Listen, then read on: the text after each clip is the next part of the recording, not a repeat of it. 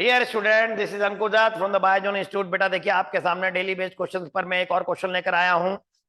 ऐसा simple question है, मैंने अपने टेस्ट सीरीज में पुट आउट किया था। कुछ बच्चों को डाउट थे तो उसको मैंने कहा कवर आउट करते हैं, और बच्चा जो जुड़ा हुए हैं किसी तरीके से चैनल से तो उनको भी बेनिफिट मिले।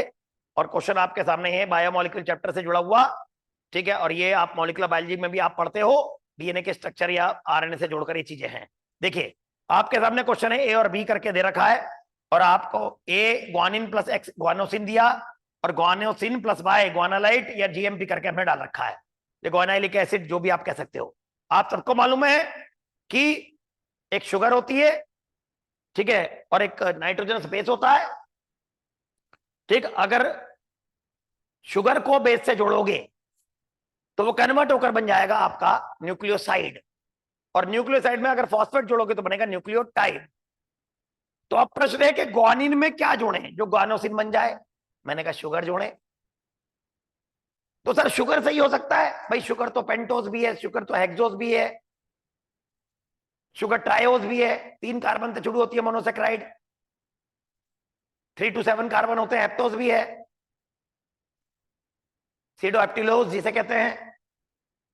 तो इसका मतलब ये हुआ कि शुगर तो है, लेकिन कौन सी शुगर? 5 कार्बन वाली या कौन सी? तो आंसर पेंटोज, क्योंकि डीएनए आरएनए में तो पेंटोज होती है। तो शुगर भी ऑप्शन में है और पेंटोज भी है, फिर राइबो डिऑक्सी भी है। तो शुगर की जगह हम पेंटोज की तरफ चलेंगे, ज्यादा बेहतर रहेगा। तो बच्चों ने कहा सर पेंटोज लगा दे।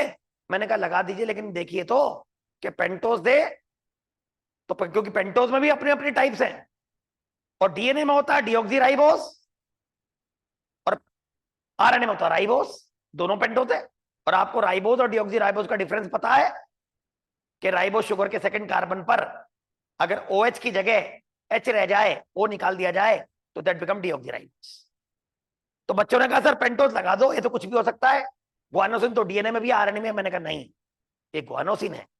अगर ये डीएनए होता तो इसकी शुरुआत में यहां पर डी लगा होता, deoxy guanosine, deoxy guanosine, deoxy, यहां भी डी लगा होता।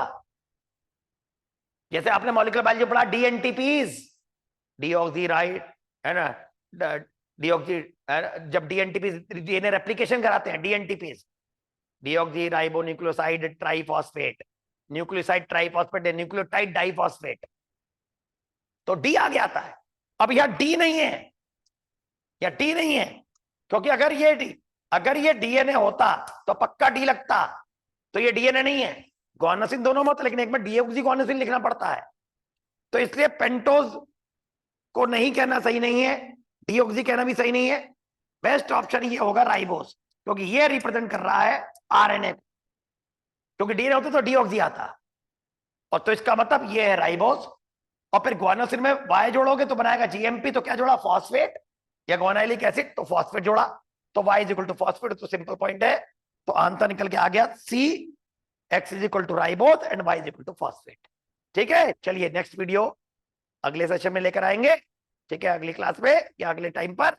ठीक है, जब तक बेटा आप इसको देखिए, ठीक है, और आगे बढ़िए। Good bye.